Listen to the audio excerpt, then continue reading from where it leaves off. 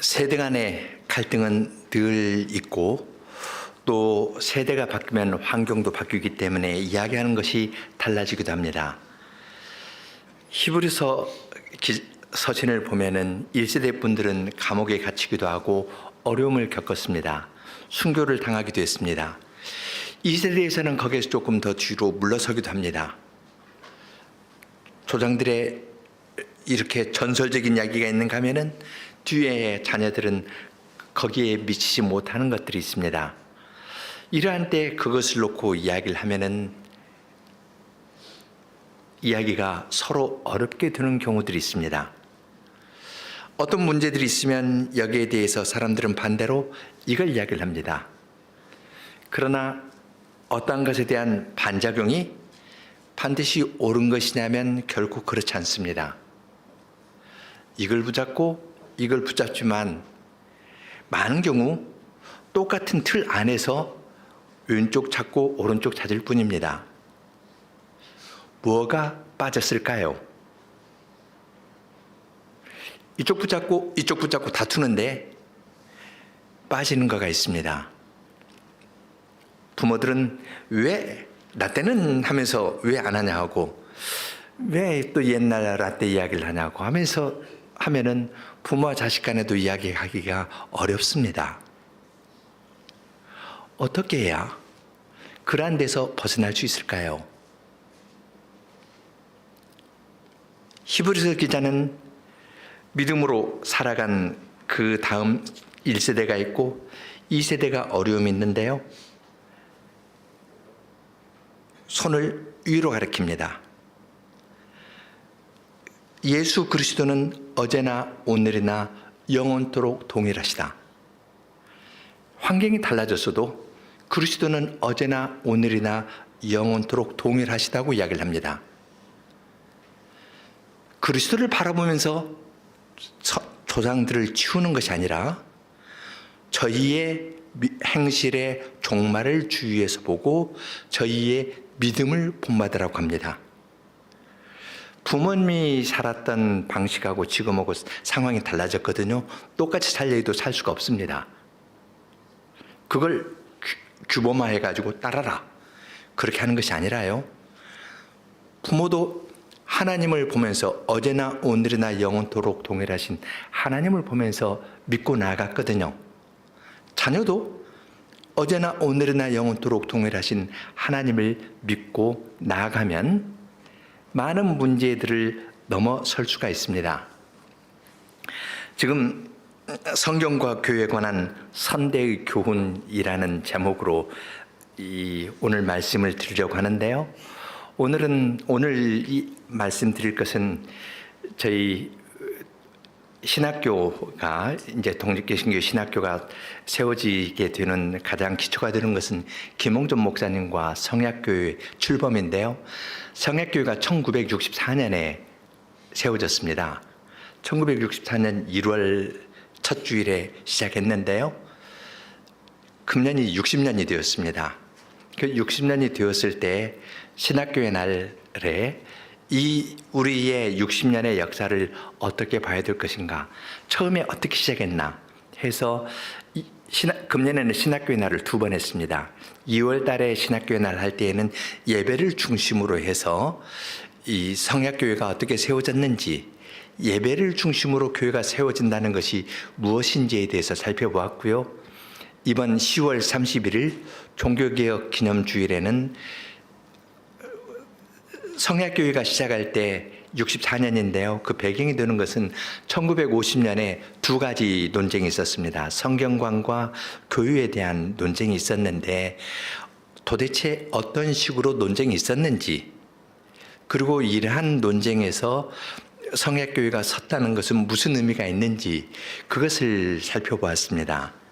그래서 이제 오늘은 조금 개론적인 역사 이야기를 하면서 그리고 역사의 어떤 부분을 신앙 고백에 근거해서, 그리고 김홍준 목사님께서 신앙 고백에 근거해서 어떻게 가르치셨는지 그걸 중심으로 해서 성경관에 대한 이야기 그리고 교회관에 관한 이야기를 말씀드리려고 합니다. 성경관을 가지고 한국교회가 나뉘게 된 것은 대한여수교 장로회하고 기독교 장로회하고 1953년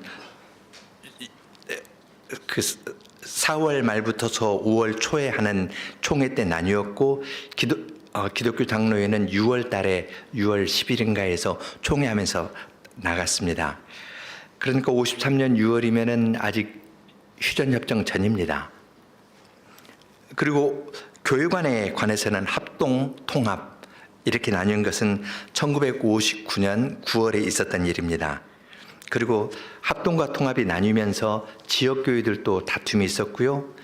이 당시에 김홍전 목사님께서 성동교회 추적하고 계셨는데 교회 안에 물리적인 충돌 때문에 예배를 드릴 수가 없어서 가정에서 예배를 드리고 기도회를 드리다가 이것이 더 발전해가지고 예배를 잘 드리려고 하면서 이제 성약교회가 시작되었습니다. 이 주제는 저희 신학교의 날 2월 달에 한 대에서 다루었기 때문에요. 넘어가도록 하겠습니다.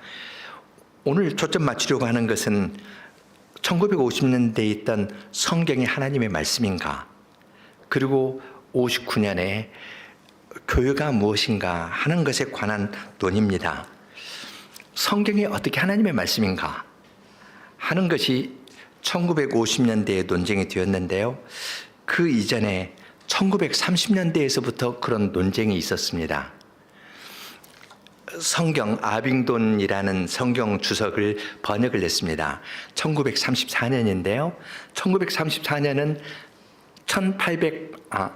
1884년에 선교사가 왔고 1934년이면 50년 되지 않습니까? 50년이 되니까 그걸 기념해서 기념사업으로 장로교, 감리교 신학자들이 아빙돈 성경주석이라는 것을 번역했습니다. 그런데 거기에 성경을 하나님의 말씀으로 믿지 않는 그러한 주장이나 글들이 있었거든요. 이것을 장로교 신학자들도 함께 가담해서 번역을 했었습니다. 이것이 이제 문제가 되어가지고요. 총회에서 금소로 정했습니다. 그러니까 금소로 정해가지고 그 다음에 재판 찍었다고 합니다. 논쟁이 있었는데 그 가나베 교수라는 분이 이 논쟁을 하고 정리했는데 본문을 놓고 토론하는 것 없이 보수적인 사람이 수가 많아서 수로 소수의 자유주의적인 사람을 눌러버렸다. 그렇게 이야기를 했습니다. 실제 아빙돈 성경 주석을 번역했으니까요. 원본하고 번역본하고 한번 비교해 봤습니다. 축약 번역이고요. 축약 번역하면서 가장 중요한 것들을 빼놓고 번역을 했습니다. 그리고 번역도 정확하지 않습니다. 그러면 그것을 논의를 해서 이건 이렇게 틀렸다. 그렇게 이야기하면 될 텐데 그것 없이 금소 읽으면 안 돼. 이런 식이 되니까 이미 서로 간에 무엇을 놓고 이야기하는 것이 없는 그러한 분위기에서 이 성경관에 대한 논쟁 1라운드는 그렇게 끝났습니다. 말하자면 패싸움입니다. 거기에 이제 조금 더 어렵게 되는 것이 이 1938년 대한여수교 장로회 총회에서 27회 총회에서 신사참배를 결의를 했고요. 평양신학교가 폐교가 됩니다. 그때 서울에는 조선신학교, 그리고 평양에는 다시 평양신학교를 세우는데요. 그 1942년에 일본 총독부에서 한국에 있는 장로교와 감리교를 모두 통합해가지고 총회로 모이지 않고 일본 교단에 흡수시켜버립니다. 1942년입니다. 기억해 두십시오. 1942년. 그러니까 신사참배가 아주 절정에 달하고 그랬던 때입니다. 그러한 때에도 조선신학교가 후에 이제 조선이 대한민국이 되죠. 조선신학교가 이제 한국신학교로 바뀌어서 가는데요. 그 신학교는 계속 그 서울 지역에 있었습니다. 해방 이후에 이제 조선신학교는 나중에 기독교 장로교회에 본거지가 되는데요. 김재준 박사라는 분이 거기에서 이제 가르치면서 논쟁이 됐는데, 해방 전부터 이미 거기에 한국 시민의 종교성을, 종교 지도자를 양성하기 위해서 조선신학교를 개교한 겁니다. 신사참배 당연히 받아들였죠. 해방 이후가 됐습니다. 선을 38선 그으면서 평양신학교는 김일성의 문을 닫게 있고요. 남쪽에는 조선신학교밖에 없습니다. 그러니까 조선신학교에 학생들을 보냈던 겁니다. 그런데 거기서 이상한 소리를 하니까 51인 학생이 반대했죠. 반대하는데 앞장선 분은 여기 광주중앙교회에 계시던 정교 목사님께서 그 51인 성명서에 앞장섰었습니다. 그런데 그 다음에 논의를 보면은 2라운드에서도 무엇이 어떻게 틀렸는지에 대해서 정확하게 이야기하는 건 별로 없었습니다. 그냥 유교가 그 다음에 터졌고요. 북한에 있는 보수적인 기독교인들이 밑으로 내려왔고, 이 사람들이 총회에 참석할 수 있게 되었습니다. 이북노예를 인정하고 총회에 참석하니까 그 숫자로 그냥 김재준 박사를 몰아낸 겁니다. 그러니까 그 제명시킨 겁니다. 유교와 더불어서 한국 교회 안에서는 그러한 다툼이 있었습니다. 제가 보내드린 것에 보면은 사파 3개가 있는데요. 이것은 김홍조 목사님께서 아이디어를 주기도 하고 작성하기도 하신 건데, 1953년 6월 1일에 복된 말씀이라는 잡지를 창간합니다.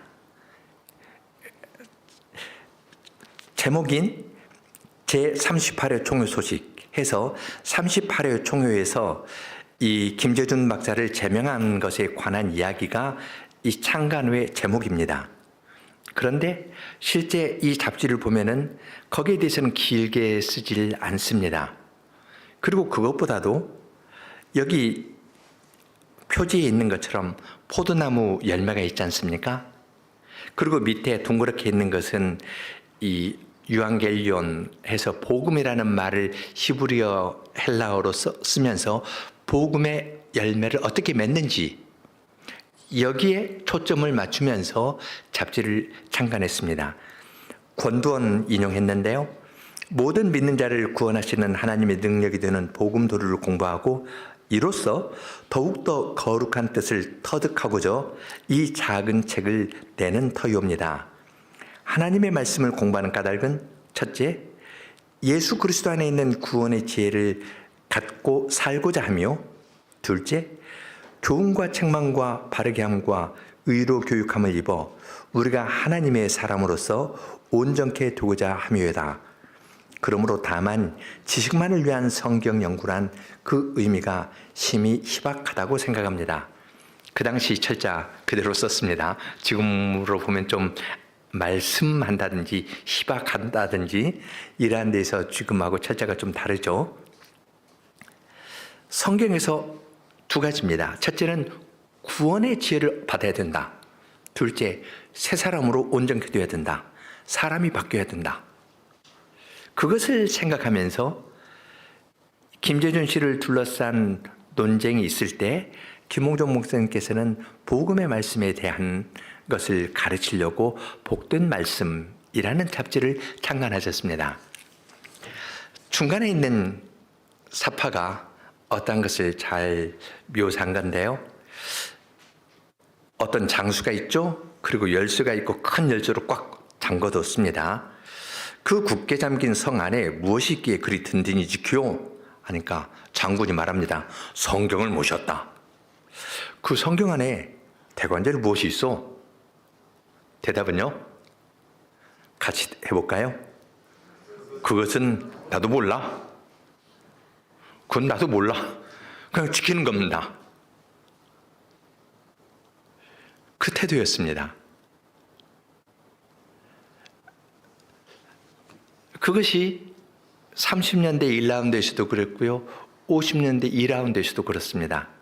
거기다가 이제 북쪽에서 내려온 사람들 6.25 전쟁 이런 것 해가지고 아주 온통 혼란한 가운데 있었습니다.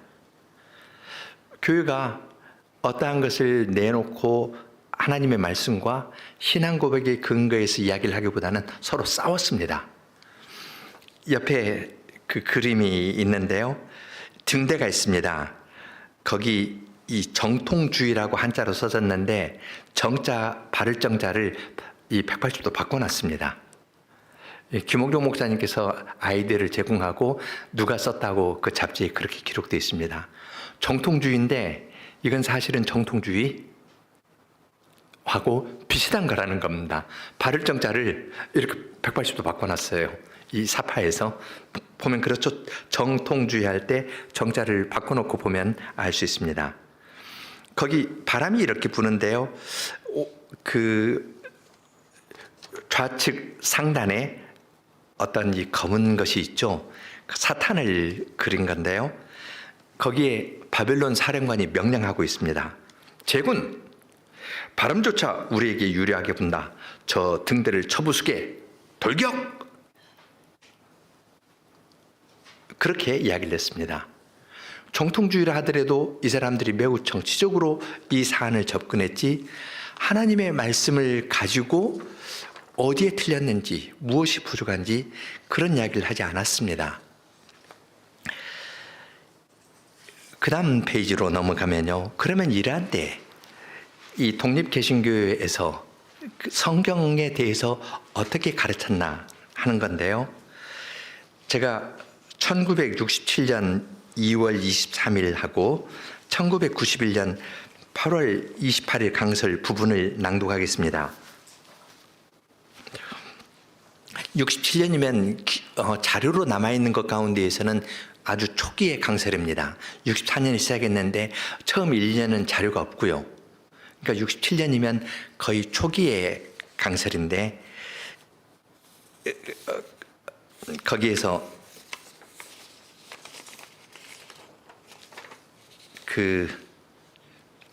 제가 딱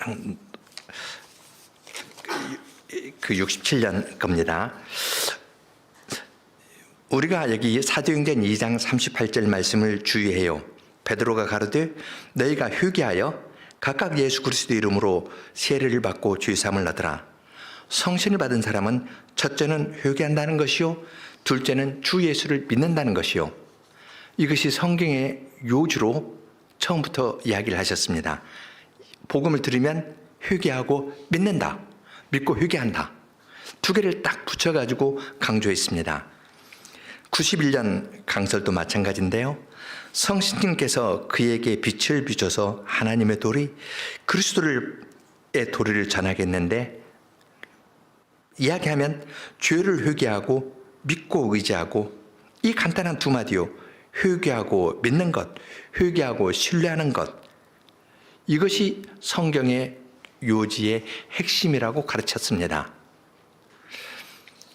이것은 하나님의 말씀을 이야기를 할 때 구원의 도리를 복된 말씀에서도 중요하게 이야기했죠. 말씀을 가지고 내가 다른 데로 가는 것가 아니라요, 관념적으로 가는 것이 아니라, 지식이 늘어나는 것이 아니라 하나님의 말씀을 믿고 회개하는 겁니다.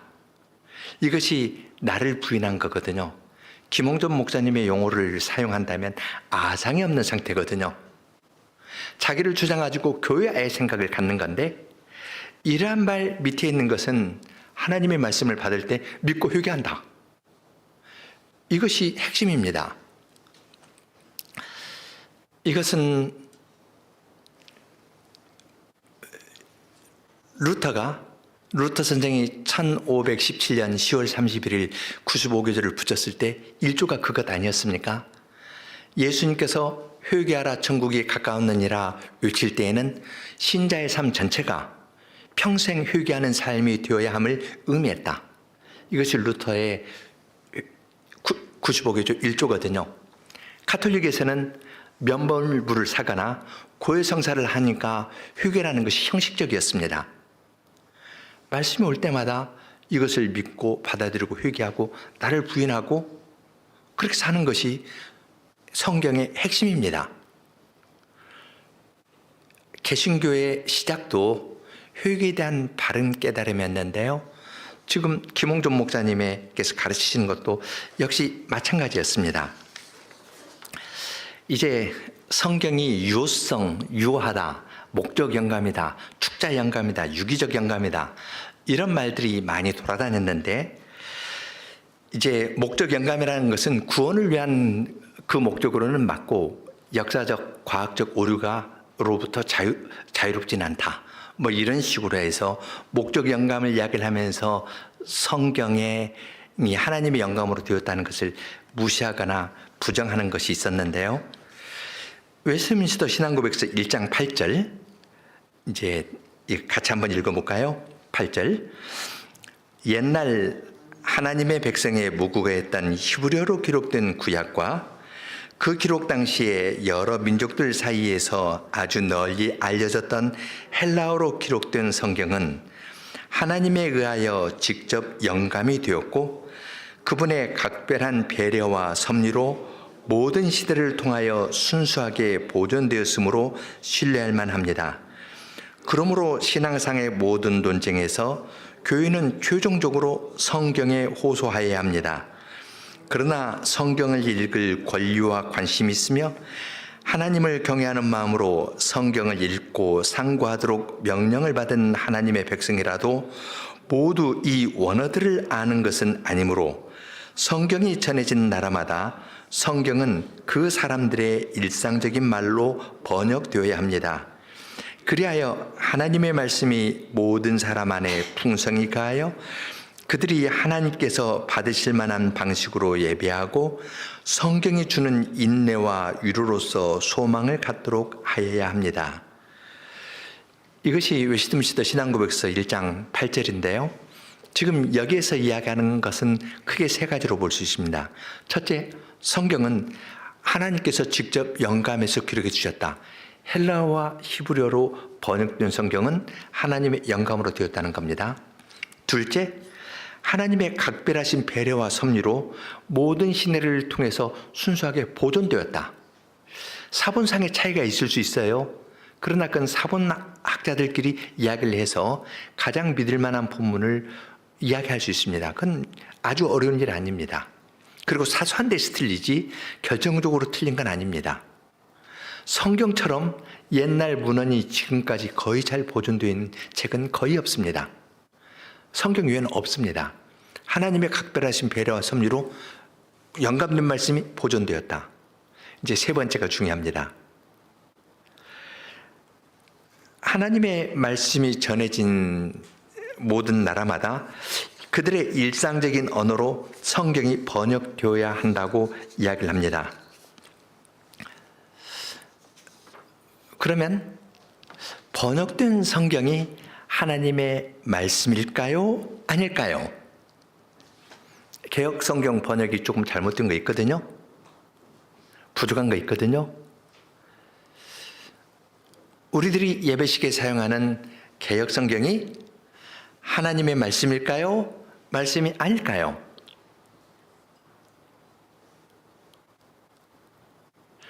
웨스트민스터 신앙고백서 작성할 때는 1장 8절인데 이때 킹제임스 성경 번역을 사용했거든요. 거기에도 사본상의 문제도 있고 좀 부족한 거 있습니다. 웨스트민스터 신앙고백서를 작성한 이분들이 성경이 하나님의 말씀이 달 때에는 모든 사람의 일상적인 말로 번역되어야 합니다 할 때에는 하나님의 말씀은 그들 손에 있는 번역된 성경입니다. 이것이 웨스트민스터 신앙고백서에서 고백하는 내용입니다. 왜 그렇게 고백할 수 있을까요?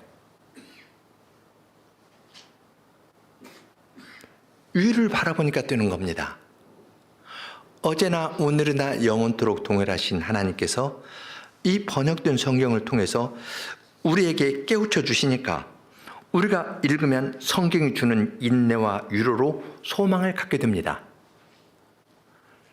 이건 단순한 책이 아니라 하나님께서 하나님의 백성에게 말씀하시는 도구가 되니까 좋은 번역을 위해서 노력해야 되지만 그렇지 않다 하더라도 부족함이 있다 하더라도 이건 하나님의 말씀인 겁니다. 웨스트민스터 신앙고백서에서 이야기하는 성경이 하나님의 말씀이라는 것은 이런 뜻이었습니다.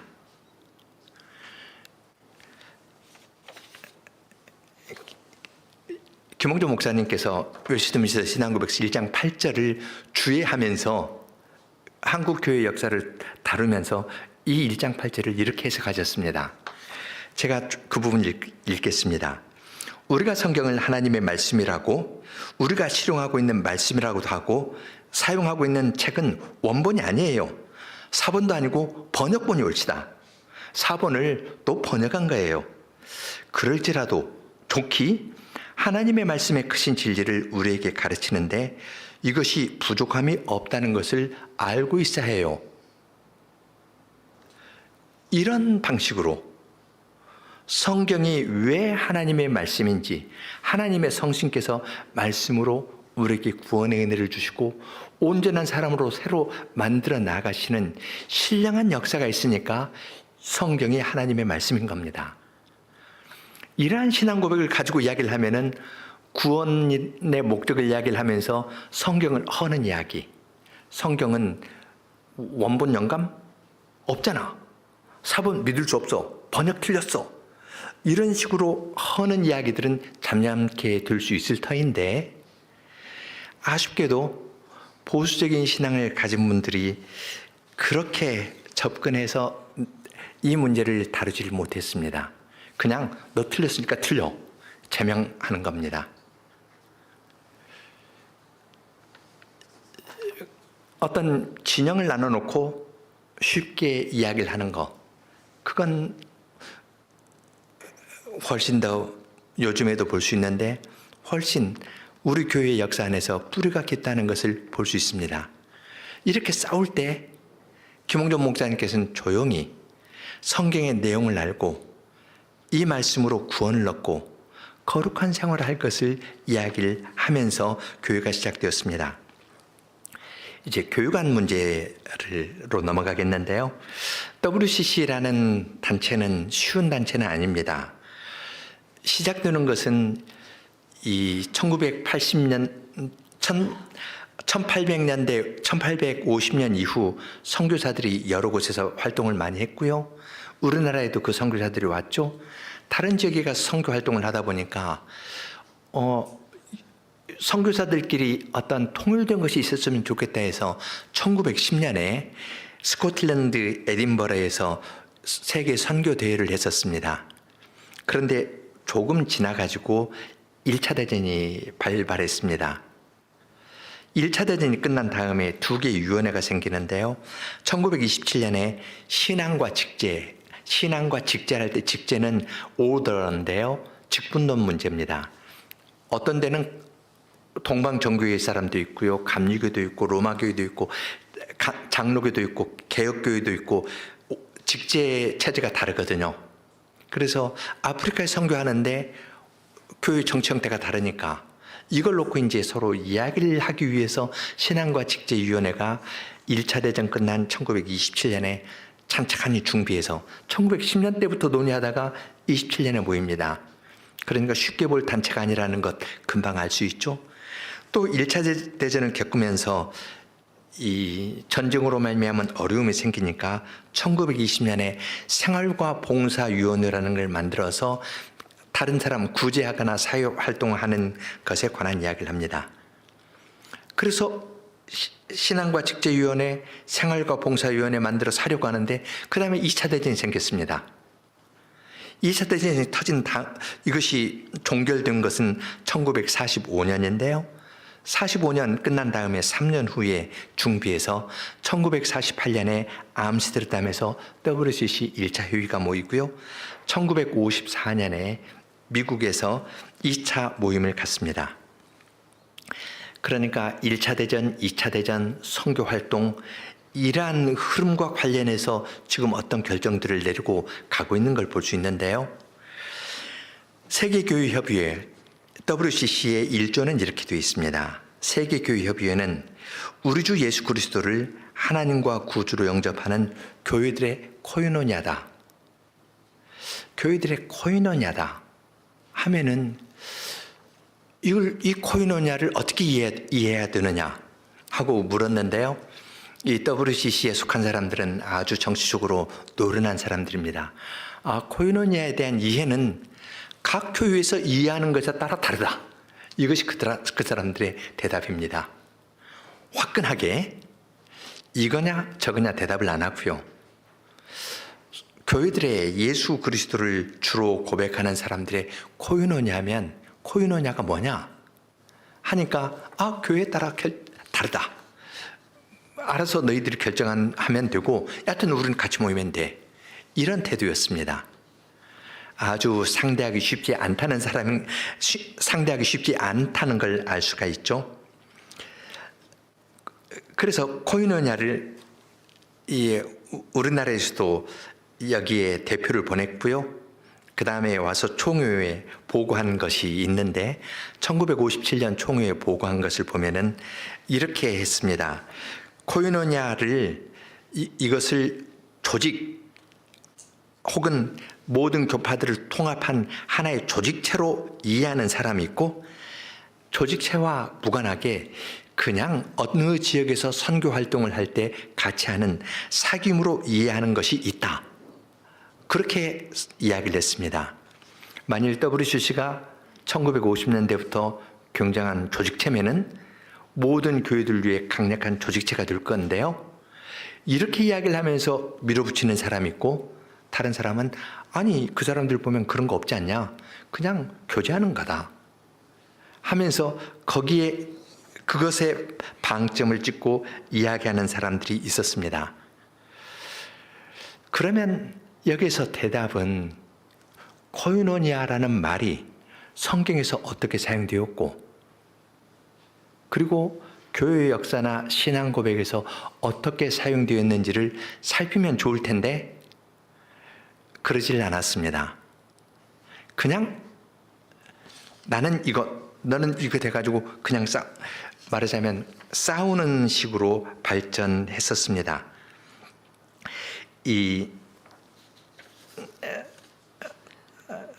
1959년 9월에 나뉘었는데요. 한 달쯤 지난 다음에 통합 측의 대표였던 한경중 목사님이 그 히브리서 4장 15절 14절을 가지고 신앙의 정로라는 제목으로 설교를 하는데요. 히브리서 4장 14절 뒤에 승천하신 자 곧 하나님의 아들 예수 그리스도시라 우리가 믿는 도를 굳게 잡을지어다. 우리가 믿는 도를 굳게 잡을지어다. 이것이 신앙의 정로. 믿는 도를 굳게 잡는데 뭐냐 하면 우리는 당장 15절 볼 겁니다. 15절 우리에게 있는 대제사장은 우리의 연약함을 체휼하지 아니하는 자가 아니요 모든 일에 한결같이 시험을 받은 자로 되어 죄는 없으시니라. 우리에게 있는 대제사장이 이러한 분이라고 이야기할 텐데요. 한경중 목사의 설교에는 15절은 없고요. 신앙의 정로, 믿는 도를 굳게 잡아라. 12신조와 지금 그들을 지원하는 미국의 WCC에 가입한 그 선교사들이 그들과 연합하는 것이 신앙의 바른 길이다. 함께 갑시다. 이 이야기 외에 다른 이야기는 없습니다. 신앙의 정로면 믿음의 내용이 무엇인지 그 내용을 놓고 이야기를 하면 좋을 텐데 그것 없이 쫙 갈라져서 그냥 팽팽하게 가는 것을 볼 수 있습니다. 웨스트민스터 신앙고백서 25장 3절과 26장 1절 보면은요. 강조되는 건 그리스도입니다. 25장 3절 이 보편적이고 보이는 교회에 그리스도께서는 세상 끝날까지 이 생에서 성도를 모으시고 온전케 하시기 위하여 하나님의 직분과 말씀과 규례를 주셨습니다. 또한 그리스도께서는 약속하신 대로 자신의 임재와 성신으로서 그것들이 효력을 발휘하게 하십니다. 26장 1절 성도의 교제에 관한 거거든요. 모든 성도는 그들의 머리이신 예수 그리스도께 그분의 성신에 의하여 믿음으로 연합되어 그분의 은혜와 고난과 죽음과 부활과 영광 안에서 그분과 교제합니다. 교제하면은 코이노냐 하면은 먼저 그리스도와 교제하거든요. 또한 그들은 사랑 안에서 서로 연합되어 서로의 은사와 은혜에 참여하며 그렇게 공적 사적 의무를 행함으로써 속사람과 겉사람 모두에게 서로 선을 이루도록 함이 마땅합니다 하고 고백하고 있습니다. 그러면 이것이 이슈면 코이노니아에 대한 것이 이슈이고 여기에 대해서 내용을 규정하는 것이 각 교회에서 할 수 있는 것이라면 성경과 신앙 고백에 따라서 도대체 코이노냐가 무엇인가 이렇게 논의하면 될 텐데 이제 그렇지 않습니다. 여기에 쓰일 수 있는 것이 있죠. 칼입니다. 그냥 싸우는 칼이 아니라요. 저는 어렸을 때 여기 계신 분들 가운데에서도 그런 분이 있을 텐데 저 사람 칼치기야 하면 끝납니다. 저 사람 칼치기야, 저 교회 칼치기야 하면 끝납니다. 무슨 말인지 아시죠? 에큐메니칼 길잖아요. 세계교회협의회가 에큐메니칼 운동을 하니까 에큐메니칼 기니까 그냥 줄여서 칼치기입니다. 요 칼치기다 하면 그걸로 끝납니다. 거기에다가 50년 되면 유교 지난 지 얼마 안 되거든요. 용공 하면은 용공 딱지 붙이면 그걸로 끝나버립니다. 이것이 교회에 대해서 어떠한 것을 논의를 하지 못하고 간 겁니다. 김홍준 목사님 책을 읽다 보면은 성경에 대해서도 이야기를 할 수가 없는데 이야기하지 않고 갔는데 교회가 무엇이냐라는 문제에 왔을 때 한국 교회가 그냥 넘어져 버렸다. 교회를 논할 수가 없었다. 그런 지적을 하셨는데 그것이 사실입니다. 사도행전 강해 5권에 나오는 말인데요. 너 잘못이다. WCC 너 잘못이다. 너는 무엇이다. 이렇게 말하는 사람이 주류가 된다면 그것은 의미 없는 짓입니다. 언제든지 적극적으로 하나님 나라의 뜻을 깊이 전파하고 전달하는 것이 더 중요한 문제이지 적과 대전하여 적을 압도하는 것이 제일 중요한 문제는 아닙니다. 보수주의자들이 수가 많았거든요. 1930년대부터 그렇습니다. 수가 많으니까 그 수로 눌러버린 겁니다. 그렇지 실제 하나님 나라의 능력을 맛보고 나아가는 것이 매우 부족했다는 것을 알 수 있습니다. 이러한 일은 옛날 이야기만이 아니라 오늘 우리도 그러한 식의 사고나 이러한 데에서 자유롭지 않습니다. 마지막 부분입니다. 우리의 방향이 어때야 되나 하는 건데요. 아까 1942년에 장로교, 감리교 모두 해가지고 일본 교단에 통합했다 했었죠. 그 42년에 작곡된 것이 심포니 D 마이너입니다. 이번에 그 9월 12일에 롯데 아트센터에서 공연된 건데요. 김홍준 목사님께서 그때 1942년에 그 곡을 지으셨는데요. 3악장하고 4악장에서는 그걸 들으면 우리의 경배송 1번이나 성삼위송 1번 그리고 경배송 2번 이어지는 것을 볼 수가 있죠. 그때 그 42년에 작곡한 심포니 D 마이너에 나는 당신의 연약하고 궁핍한 양이로소이다. 귀를 기울여 나의 호소를 들어줍소서. 이렇게 되어 있는데요. 이제 이 찬송책을 낼 때에는 조금 더 언어를 더 정제하게 다듬어서 오 여호와 주께 비나이다. 거룩하신 주여 이 죄인이 왔으니 오 자비의 주님 귀 기울이소서. 신사참배하고 또 성경관에 관한 이야기에서도 다른 이야기들이 있을 때 김홍준 목사님께서는 이러한 찬송을 지었습니다. 경배송 1번은 성삼송 1번으로 넘어갑니다.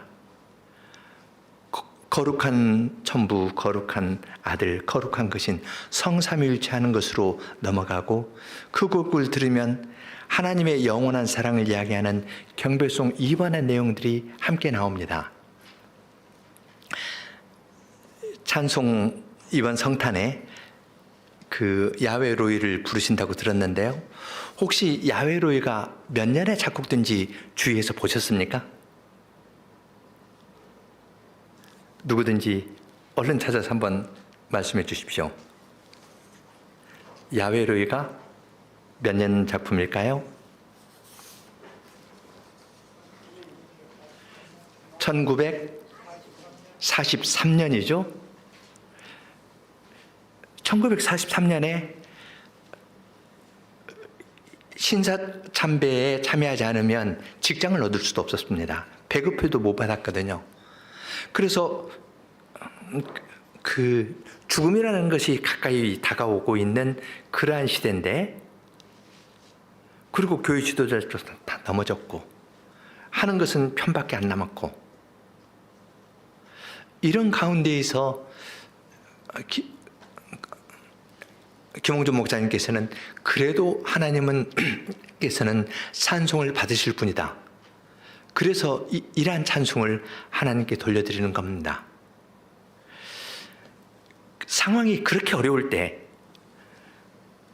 야훼 로이를 그런 심정으로 어떻게 부를 수 있겠습니까? 6.25 전쟁으로 나라가 흔들거리고 있는데 교회로 싸우고 있거든요. 그런데 김홍준 목사님께서는 복된 말씀을 해서 하나님의 말씀을 배워서 구원의 도를 잘 알고 이것으로 우리가 새 사람이 되어야 되고, 바뀐 사람으로서 하나님과 교제하기 때문에 다른 사람과도 교제하는 거룩한 사회를 이루는 것이 우리의 갈 길이다 하면서 작게 그 길로 나아갔고, 주님께서 그 걸음을 받으셔서 저희 교회가 서게 된 겁니다. 얼마 전 12월 1일 지난주에는 성약교회에서는 성약출판사 설립 40주년 감사하는 이야기들을 덕담으로 서로 주고받고 했는데요. 그렇게 평생을 들여셌을 때 성약출판사를 통해서 책을 냈고, 주님께서 그걸 사용하시니까 한국의 여러 교회들이 세워지지 않았습니까? 김홍준 목사님의 이러한 헌신과 하나님께 자신을 드리면서 하는 일, 그리고 출판하는 일들이 없었으면 이러한 일들은 없었을 겁니다. 일제 그런 강점기의 어려운 일들, 6.25의 어려운 일들, 또 1960년대 초에 4.19, 5.16에서 나라들이 아주 시끄러운 그러한 때였는데, 목사로 부름을 받으신 김홍준 목사님께서는 이 길로 가시면서 교회 안에서 거룩한 사회를 이루어 가셨습니다. 우리의 상황이 예전하고 30년대 그 멘탈리티에서 많이 벗어났을까 하면은 퀘스천 마크를 붙이게 되는데요. 왜냐하면 갈라놓고 이야기하는 것이 우리에겐 익숙하고 주위에서 많이 보는데, 이러한 때 우리가 가야 될 좋은 모범을 우리는 선대의 믿음에서 봅니다. 그들의 믿음을 본받는 겁니다. 사람을 높이는 것이 아니라 이러한 때 어떻게 나아갔나, 그리고 이런 신앙 고백의 근거에서, 말씀과 신앙 고백의 근거에서 나아갔고, 주님께서 그것을 받아서 교회로 세워주신 겁니다. 여전히 우리 안에도 문제가 있지만 주님께서 이 문제들을 풀어서 나가시는 것을 우리가 함께 볼 수가 있습니다. 이러한 교회사적인 배경을 놓고 보면 우리 헌장에 있는 내용을 좀 더 잘 알 수 있습니다. 이 독립개혁장로교회 헌장 1조에서는 역사를 통하여 흐르는 주류의 신앙과 신학을 이야기를 하고, 2조는 역사를 통하여 흐르는 주류의 신앙과 신학이 어떠한 내용이냐면 우리 교회가 택하는 신앙 고백을 이야기를 합니다. 신앙 고백으로서 교회를 이야기를 했고요. 그 다음에 3조인데 3조 1항 함께 보겠습니다. 같이 한번 읽어볼까요? 우리는 항상 하나님의 말씀과 성신의 역사하심을 의지하여 성도의 교제의 본의를 구현하기를 노력하며 하나님의 사랑과 거룩함과 그리스도와의 일체성과 교유의 보편성을 체득하고 체현하기에 주력하며 항상 하나님의 말씀의 권위에 열복하고 항상 신령하게 자유롭게 자연스럽게 장성하여 가기를 기함으로써 주 예수 그리스도의 지체로서 교회의 바른 자세를 항상 견지하기로 한다. 코이노니아라는 말이 여기 코미니오라는 말하고 같거든요. WCC의 문제는 무엇이 코이노니아냐라는 건데 그 코이노니아에 대해서 우리 헌장에서 고백하고 있습니다. 이것은 50년대 논쟁 가운데에서 시작한 교회에서 그런 교회라는 것이 이런 헌장의 표현에 나와 있는 겁니다.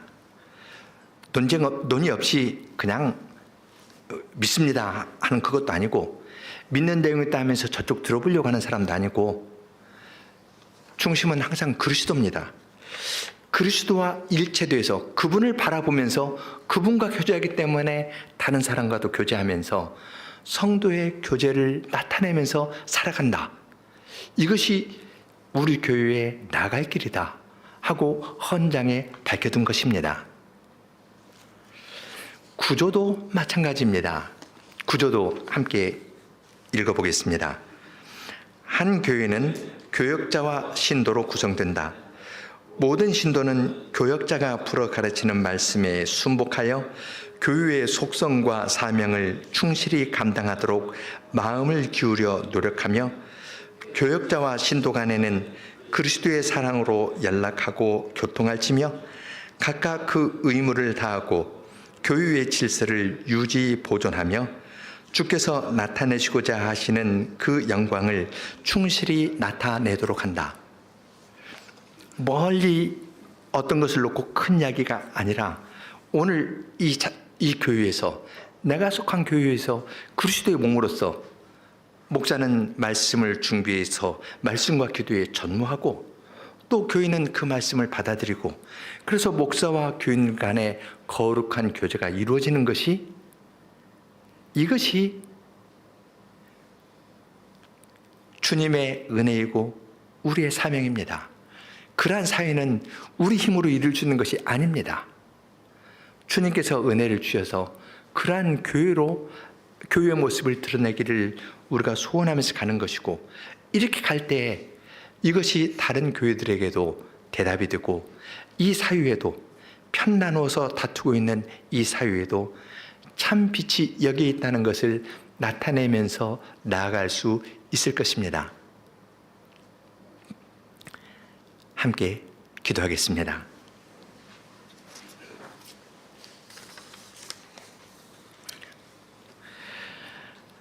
하늘에 계신 거룩하신 사랑의 하나님, 주님께서는 죄인을 찾아와서 그들을 주님의 말씀으로 변화시켜서 주님의 말씀을 믿게 하시고 회개케 하시며 주님의 교회에 들어오게 하시고 또한 주님의 교회 안에서 꼴을 먹여 주님의 말씀으로 장성시켜 주시고 주님의 말씀으로 씻어 정결케 하시면서 거룩하신 삼위 하나님의 아름다운 사귐을 이 교회 안에서도 나타내기를 원하십니다.